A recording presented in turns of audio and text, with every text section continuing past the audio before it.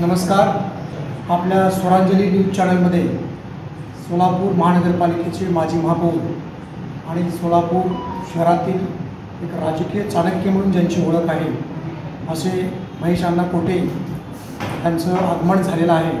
मी पुन्हा एकदा त्यांना त्यांच्या राजकीय वाटचालीसाठी आणि स्वरांजली न्यूज चॅनलमध्ये त्यांचं आगमन झाल्यामुळं त्यांना नमस्कार.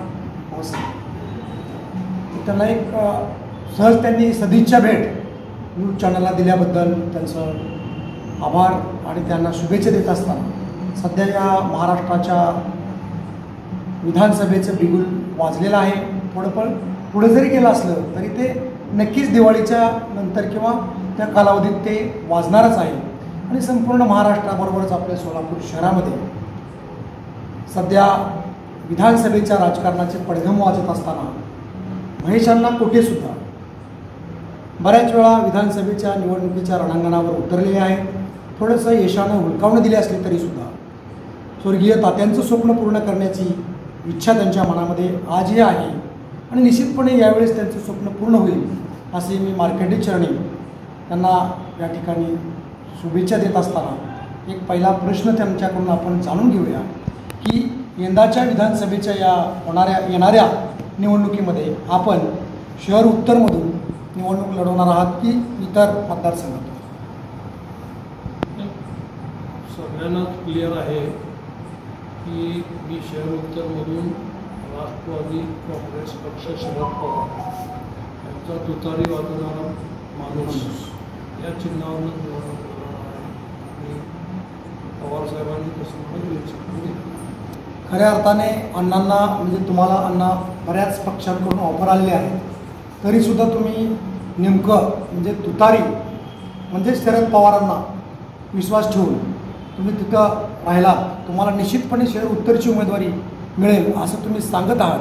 परंतु त्या शहर उत्तरमध्ये राष्ट्रवादी शरद पवार गटाचा किंवा राष्ट्रवादीचा एकही नगरसेवक नसताना आपण त्या मतदारसंघामध्ये धाडस करता आहात. निश्चितपणे आपल्याला विजयाची खात्री त्या मतदारसंघात आहे का? निश्चित आहे. कारण मी ज्यावेळेस पवारसाहेबांच्या पक्षामध्ये गेलो आणि जाण्यासाठी त्यांनी ज्यावेळेस भेट घेतली तेव्हा पहिल्यांदा मी त्यांना प्रश्न सांगितला होता की सोलापूरमध्ये आज सोलापूरची मुलं शिकून बाहेर जात आहेत, त्यांच्या हाताला काम नाही आहे. आणि महाराष्ट्रामध्ये जर आपण पाहिलं तर सगळ्यात मोठा IT हब पुण्यामध्ये आज झालेला आहे. आणि ते दोन्ही जर आपण पाहिलं तर मग पंचशील ग्रुपचे अतुल चोरडिया साहेब असतील किंवा सतीश मगर साहेब असतील मगर पट्ट्यातले, यांच्याकडे जवळजवळ दोघांत मिळून जवळजवळ 5 लाख मुलं मुली काम त्या ठिकाणी IT हबमध्ये काम करतात. आणि मग सोलापूरला जर 5-25 लोक जरी कामाला लागली तर सोलापूरचा फार मोठा आर्थिक जडणघडण बदलणार आहे. आणि त्या दृष्टिकोन ठेवून मी पवारसाहेबांच्या संपर्कात गेलो आणि त्या पद्धतीचे ते सुद्धा सुरू केलेले आहे. आणि लवकरच निश्चित सोलापूरला IT हब येणार आहे. तरी आता काही थोडा वेळ लागला असला, काही कारणं त्याचे वेगवेगळे असले, वेळ आल्यावर मी कारणं सांगेन. पण 100% सोलापूरला IT पार्क येणार आणि ते मी आणणार, पवारसाहेबांच्या मदतीने आणणार एवढं निश्चित आहे. आणि त्यामुळं मताधिक्य किती मोठा आहे ह्याच्यापेक्षा सुद्धा आपलं इंटेन्शन क्लिअर असेल तर निश्चित आपल्याला यश मिळणार ही खात्री आहे. तर आपण बघतोय की सोलापूरला आज आईवडील मुलांपासून वंचित आहेत आणि मुलं आईवडिलांपासून वंचित आहेत. आज एक घराचे 2 घरं होत चाललेले आहेत. प्रत्येक आईवडिलालाही वाटतं आणि मुलालाही वाटतं की मला सोलापुरात जर काम मिळालं तर मला जास्त आनंद होईल, घरचं जेवण मिळेल, घरचा सानिध्य मिळेल आणि माझा 2 पैसे मिळालेला उपयोग सोलापूरच्या इतर छोट्या उद्योगालासुद्धा त्याचा उपयोग होणार आहे.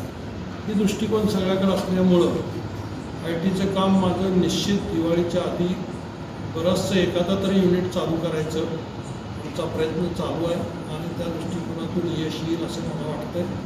आणि ते जर आलं तर त्याचा निश्चित लोकांच्या लक्षात येईल की ज्यांच्याकडे सत्ता आहे जे आमदार खासदार झाले, जे मंत्री झाले, त्यांनी आणलं नाही. पण मी काय आज साधा एक नगरसेवकसुद्धा नसताना मी जर एक IT कंपनी आणू शकतो तर निश्चित आमदार झालो किंवा अजून कुठली संधी मिळाली तर त्याचा फायदा मोठ्या प्रमाणामध्ये शहराला होईल याची खात्री लोकांना माझ्याबद्दलची झाल्यामुळं या येणारी निवडणूक हे लोक स्वतः हातात घेतील अशी मला खात्री आहे.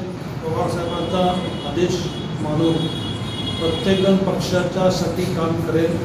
कारण आपण म्हणल्याप्रमाणे आज सोलापूर शहर उत्तरची सीट जर पाहिली तर काँग्रेस असेल, राष्ट्रवादी काँग्रेस असेल, इथला एकही नगरसेवक नाही आहे. आणि असं असताना एक मोठं आव्हान आपल्या सगळ्यासमोर आहे की ही सीट निवडून येणं.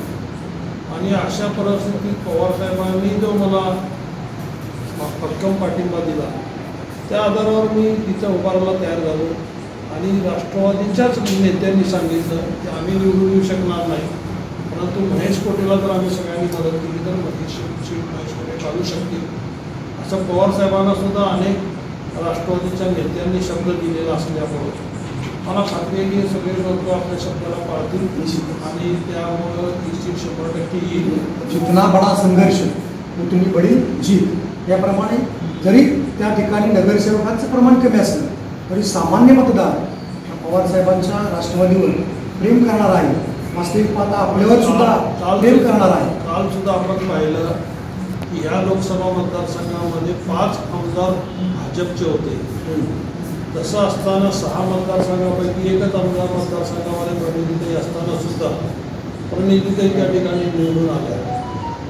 त्याचा अर्थ काय, प्रत्येक इलेक्शनचं वातावरण वेगळं असतं. सध्याचं जर टोन पाहिला तर ज्या पद्धतीने पक्ष फोडाफोडी असेल, लोकांना ब्लॅकमेलिंग करण्याचं असेल, कुणाला ED कुणाला इन्कम टॅक्स वेगवेगळ्या कृत्या दाखवून जे लोकांना पक्षात फोडण्याचं काम या गेल्या 2-5 वर्षात झालं आणि जे छोटे छोटे पक्ष संपवण्याचं काम जे BJPने केलं त्याला आता लोक कंटाळलेले आहेत आणि त्याचं रिॲक्शन आपल्याला परवाच्या लोकसभेमध्ये दिसून आलेलं आहे.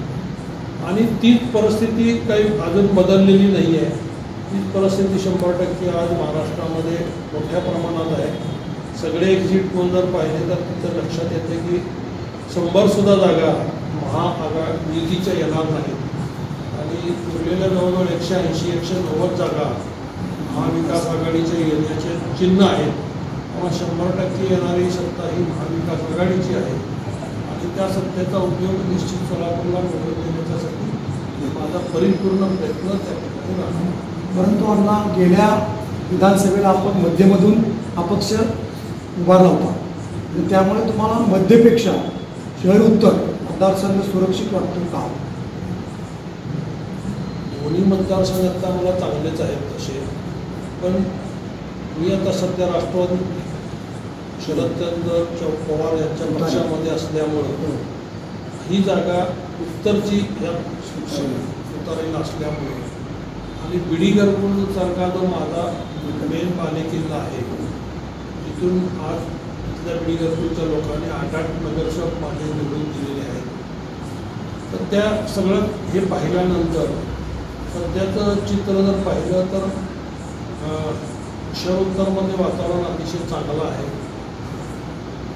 भाजपच्या माध्यमातून 20 वर्षाजवळ 30-35 वर्ष त्या ठिकाणी भाजपचे आमदार निवडून येतात आणि त्यांच्या माध्यमातून कुठलंही काम झालं नाही. 35 वर्षात जवळजवळ खासदार पण पाहिला तर एक टर्म मतदार शिंदेसाहेबांचा सोडला तर जवळजवळ 6-7 टर्म खासदार हे BJPचे आलेले आहेत, आमदार BJPचे आलेले आहेत 6-7 टर्म आणि त्यांच्यातून कुठलीही प्रगती सोलापूरची झाली नाही. सोलापूरला अधोगतीकडे नेण्याचं काम BJPकडून मोठ्या प्रमाणात झालेलं असल्यामुळं लोक आता BJPला कंटाळलेले आहेत.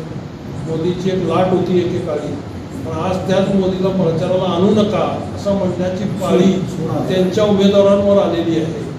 आणि हे कालच्या लोकसभेमध्ये आपण पाहिलं आहे की जिथं जिथं मोदी साहेबांनी सभा घेतल्या तिथं तिथं सगळे सीट पडलेले आहेत. त्यामुळं जो करिश्मा काय 2 टर्ममध्ये होता तो आता ओसरलेला आहे आणि जे कृत्य ह्यांनी केलेलं आहे पक्ष फोडाफोडीचं किंवा लोकांना ब्लॅकमेलिंग करण्याचं ते लोकांच्या डोळ्यासमोर आलेलं आहे. लॉ अँड ऑर्डर बिघडवण्याचं काम या पक्षाने केलेलं आहे आणि ते बिघडलेली लॉ अँड ऑर्डर लोकांना मान्य नाही आहे की ज्या पद्धतीने कायद्याची भीती असली पाहिजे. कायदा हा आपल्या सगळ्यांच्यासाठी आणि संरक्षणासाठी असतो, पण कायदा कसा मोडायचा आणि कायद्याची पायबंदी कशी करायची हेच शिकवण मला वाटतं गेल्या 5-10 वर्षामध्ये लोकांना देण्याचं काम BJPने केलं आणि त्यामुळे या घाणेरड्या राजकारणाला आता लोक कंटाळले.